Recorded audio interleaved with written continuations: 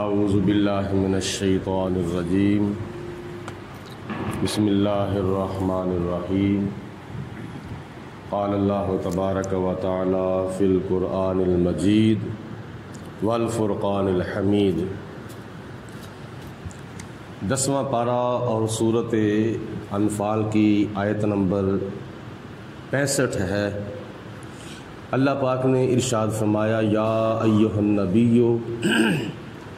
اے نبی مکرم، اے غیب کی خبریں بتانے والے نبی، حرض المؤمنین، آپ اپنے امتیوں کو، مومنوں کو ترغیب دلائیں علی القتال، جہاد پر، یعنی اپنے امتیوں کو، مسلمانوں کو جہاد کے لیے تیار کریں اور ان کو جہاد کرنے کے لیے ترغیب دلائیں۔ ان یکم منکم عشرون صابرون، اگر تم مسلمانوں میں 20 صبر کرنے والے مسلمان ہوں گے، مجاہدین، تم میں سے 20 مجاہدین ایسے ہوں جو صبر کرنے والے ہوں، یغلبوا مئتین، تو وہ 200 کافروں پر غالب آ جائیں گے۔ 20 مسلمان مجاہد صبر کرنے والے 200 کافروں پر وہ غالب آ جائیں گے، شرط یہ ہے کہ وہ صبر کرنے والے ہوں۔ وَإِن يَكُن مِّنكُم مِّئَةٌ، اگر تم میں 100 مسلمان صابر ہوگا، یغلبوا الفاً، تو وہ 1000 کافر پر غالب آ جائے گا۔ من الذین کفروا، ان لوگوں میں سے جو کافر ہوئے ہیں، یعنی اگر 20 مسلمان صابر ہوں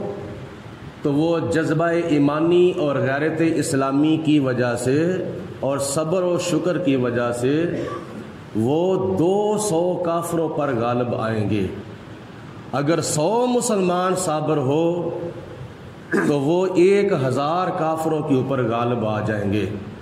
اور یہ غلبہ کون عطا فرمانے والا ہے؟ اللہ۔ کس کی برکت سے؟ صبر کی برکت سے۔ بِأَنَّهُمْ قَوْمٌ لَا يَفْقَهُونَ، اس وجہ سے کیونکہ کافر لوگ اس بات کو سمجھتے نہیں ہیں۔ کافر جو ہے وہ جنگ کرتا ہے، وہ اس نیت سے کرتا ہے کہ میری دنیا بھی مرنا اور میرا جینا بھی مرنا ہے، آخرت پر اس کا کوئی یقین نہیں ہوتا، مرنے کے بعد زندہ ہونے پر اس کا کوئی یقین نہیں ہے۔ مسلمان جو ہے وہ اس کا پکا یقین ہے کہ میں نے مرنا ہے اور مر کے میں نے قبر میں جانا ہے، قیامت کے دن پھر میں نے زندہ ہونا ہے، اللہ پاک نے پھر مجھے جزا عطا فرمانی ہے۔ مسلمان کا یہ یقین ہے کہ آخرت میں ایمان کی برکت سے اللہ تعالیٰ اس کو جنت عطا فرمائے گا، جبکہ کافر کا اس بات کے اوپر یقین نہیں ہے۔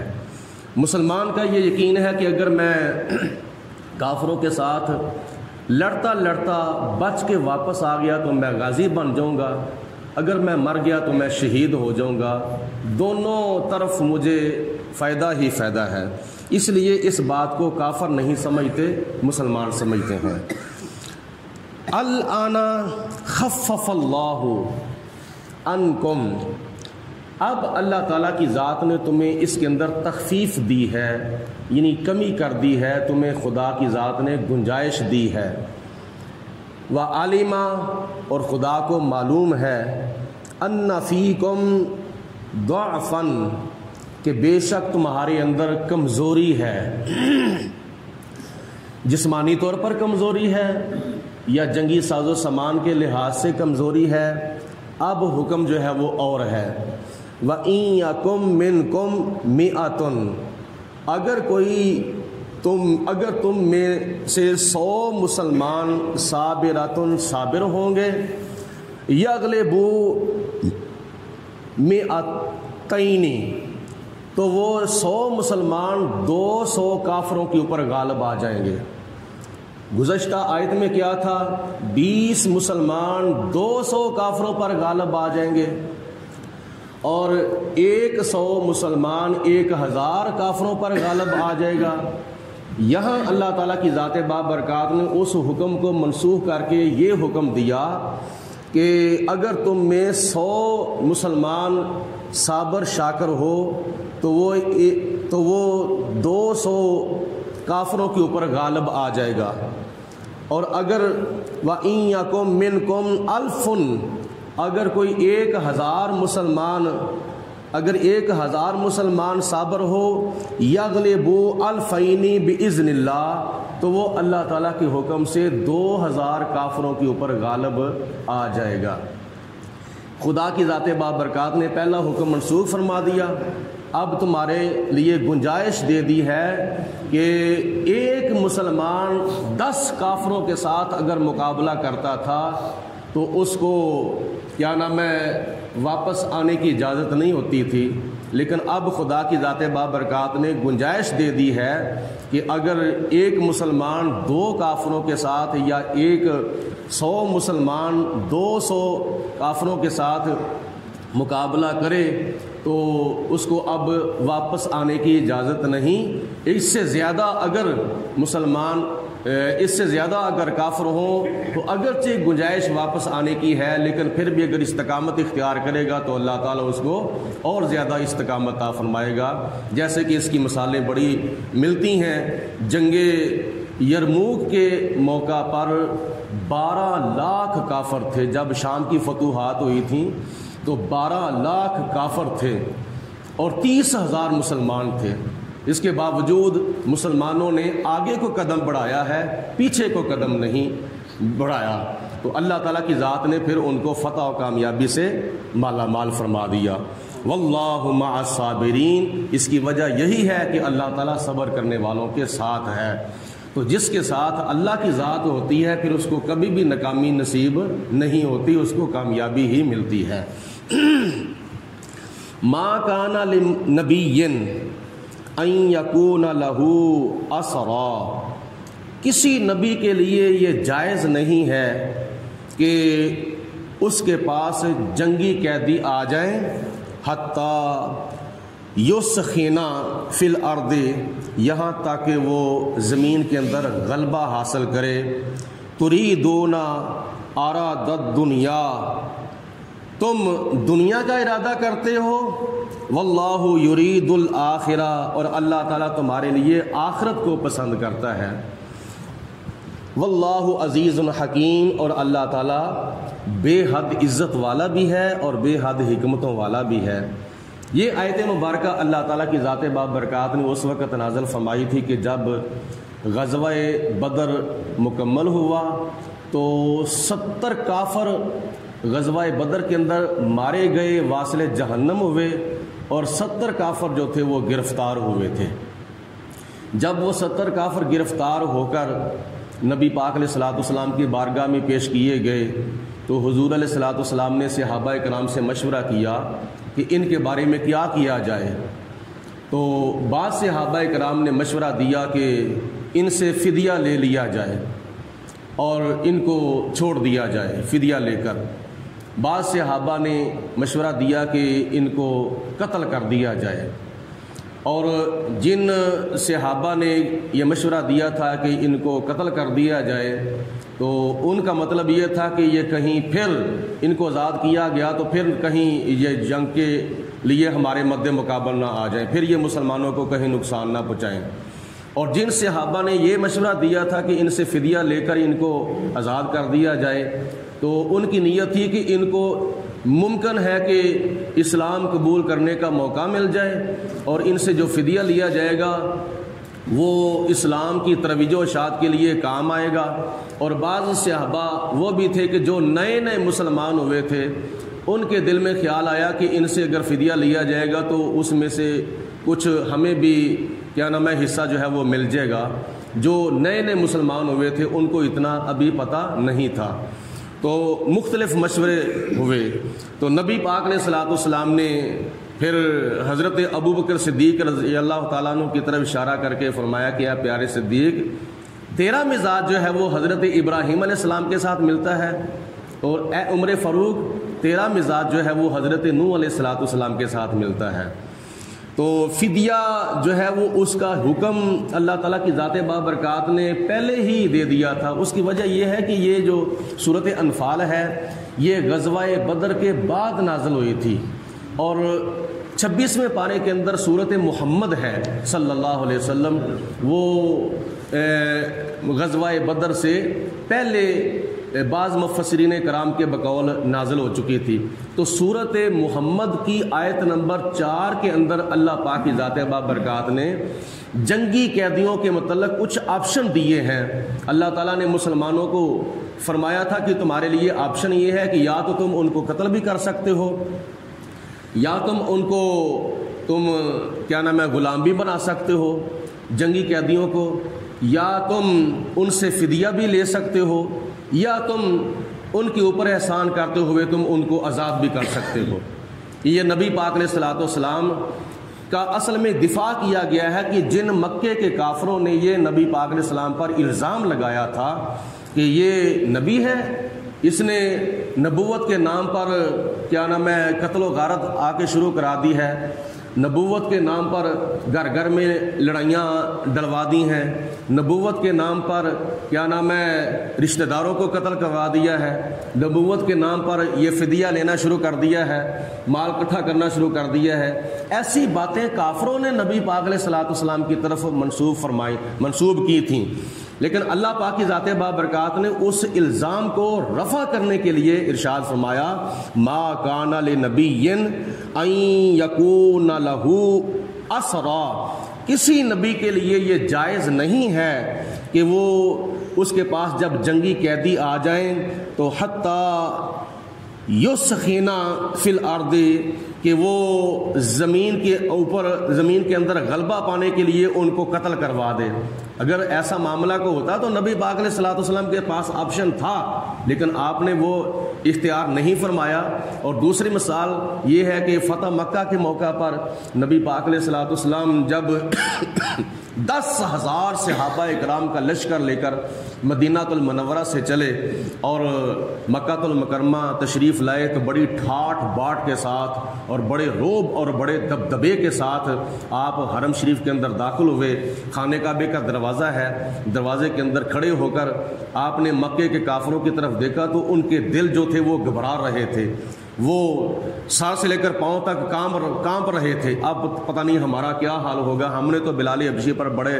ظلم کیے ہیں، دوسرے صحابہ پر ہم نے بڑے ظلم کیے ہیں، تو مسلمانوں کے نبی نے تو ہم سے بدلے گن گن کے لینے ہیں، تو اب پتہ نہیں ہمارا کیا حال ہوگا۔ تو حضور علیہ السلام نے فرمایا مکے کے کافروں بتاؤ اب تمہارا کیا حال کیا جائے؟ تو انہوں نے آگے سے پتہ کیا جواب دیا،